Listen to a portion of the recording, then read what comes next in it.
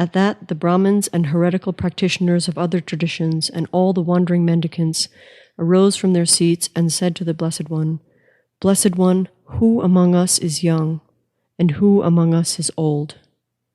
The Blessed One said, "Again and again you have experienced the feelings of hell beings, animals, and pretas, and yet you are still not satisfied. Therefore you are all old." At that, all the Brahmins and all the Naga kings said to the Blessed One, "We no longer delight in experiencing painful feelings in cyclic existence." The heretical practitioners of other traditions, wandering mendicants, and naked ascetics said, "Nevertheless, among the young sentient beings, there are none who are able to realize emptiness directly." They said this, and the Bodhisattva, the great being Vaishajasena, said to the Blessed One, "Blessed One, please look at this. Why is it so difficult for sentient beings to be motivated?" The Blessed One said, "Vaishajasena, please listen. The Tathagata directly comprehends the entire world." At that, 94,000 million young beings were present before the Blessed One. They did not prostrate to the Blessed One, nor did they say a word. Then the Bodhisattva, the great being Vaishajasena, said to the Blessed One, "Blessed One, these sentient beings do not speak to the Blessed One. They are utterly silent and do not prostrate either. What is the reason that they do not ask any questions of the Blessed One? What is the condition?" The Blessed One said, "Vaishajasena, listen. You should see that these sentient beings who say, 'The young sentient beings are not able to realize emptiness directly,' are young sentient beings." And those sentient beings said, "Venerable Blessed One, we are young sentient beings. Venerable Sugata, we are young sentient beings." The Blessed One said, "These sentient beings comprehend the world directly, but now display the measure of the world from your own bodies." At that time, at that moment, the 94,000 million young beings, without leaving their bodies, hovered in the middle of space and attained the 10 grounds. Then the Bodhisattva, the great being Vaishajasena, said to the Blessed One, "Such sentient beings who make an effort to completely exhaust and completely purify cyclic existence have well achieved their achievement. Blessed One, these sentient beings were born on this very day, and, Blessed One, on this very day these sentient beings were thoroughly liberated, and they were all seen to attain the 10 grounds."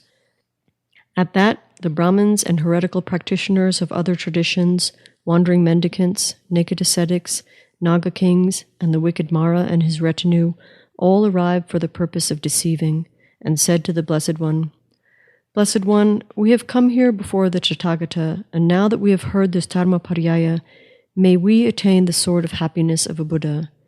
May we become just that sort of Tathagata, Arhat, perfect and complete Buddha in the world." The Blessed One said, "Just so, gentlemen. Regardless of how you have come to the Tathagata, since you have heard this Sanghata Dharmapariyaya, you have generated the mind of the unsurpassed perfect and complete enlightenment. That being so, before long, you will all be fully and completely enlightened into the unsurpassed perfect and complete enlightenment." As soon as the Blessed One had spoken these words, all those heretical practitioners of other traditions immediately attained the state of forbearance with respect to unproduced phenomena. They also all became bodhisattvas established on the 10 grounds, and thereupon all those bodhisattvas rose up into the air to a height of 7 palmyra trees, and offered to the Tathagata towering palaces made of the 7 precious substances. They also all sustained various miraculous emanations, and performed acts displaying supernatural powers. Then, abiding above the crown of the head of the Blessed One, they scattered bits of flowers on the Tathagata, and they all contemplated the Tathagata too. They also perceived their own bodies as Buddhas. Many hundreds of thousands of millions of Deva sons also scattered flowers on the Tathagata and spoke these words: "The ascetic Gautama is a great gain, he is a great field, he is a protector of the world, he has reached the attainment of meditative stabilization, he is a master whose aim is to produce other masters. Through skillful means, gradually, he completely releases sentient beings such as these from cyclic existence. With even just one well-spoken phrase, he completely frees so many sentient beings from cyclic existence." At that, the Bodhisattva, the great being Vaishajasena, arose from his seat, placed his upper robe over one shoulder, set his right knee on the ground, and bowed with his palms together toward the Blessed One.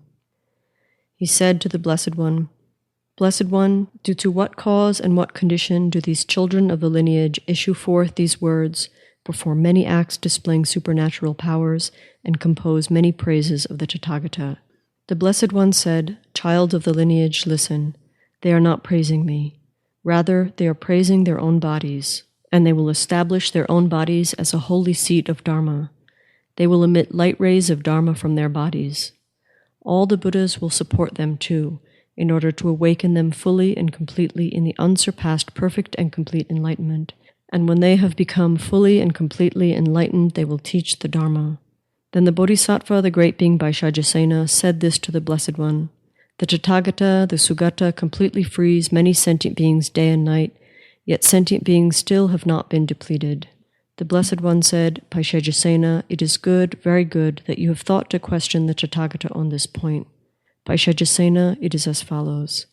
To make an analogy, there is some rich person with great wealth and property, possessing much wealth, grain, treasuries, and granaries, and having many dependents, including male servants, female servants, and laborers. In addition to a large mass of wealth, he is in possession of many fields and gardens, such as those that have barley, wheat, rice, beans, lentils, and many other grains. After that person planted the seeds of all the grain in the springtime, at another season all those seeds would ripen fully. That man would place the various types of grain separately, and having stored them there, he would eat them through to springtime, and then again he would plant. In the same way, Vaishajasena, sentient beings will also thoroughly deplete all the karma from previous actions, and then they will seek out fields of merit and produce roots of virtue. Having produced them, they will earnestly practice virtuous dharma, and having made all the dharmas increase, they will produce joy and contentment.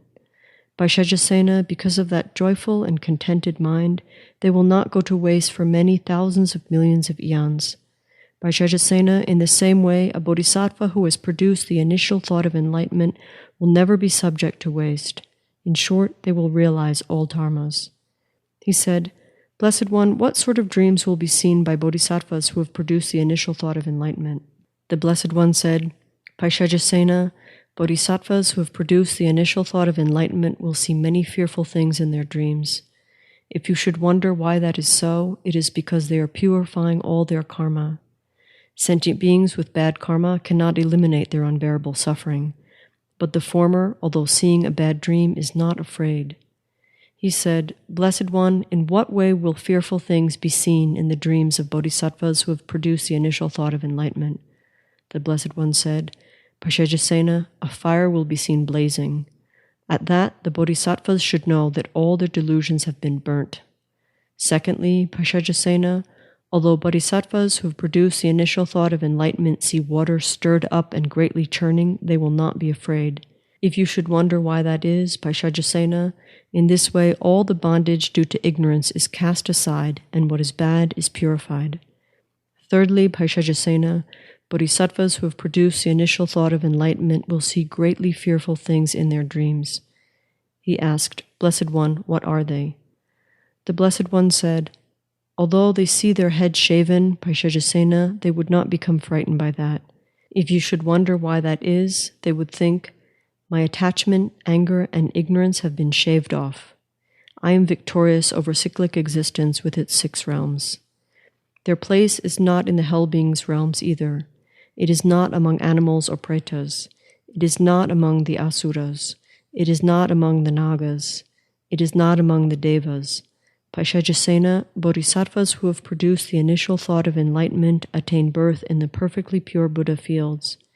Vaishajasena, in the future, at a time to come, if any sentient being dedicates their mind to enlightenment, on account of that they should be seen as having great commitment.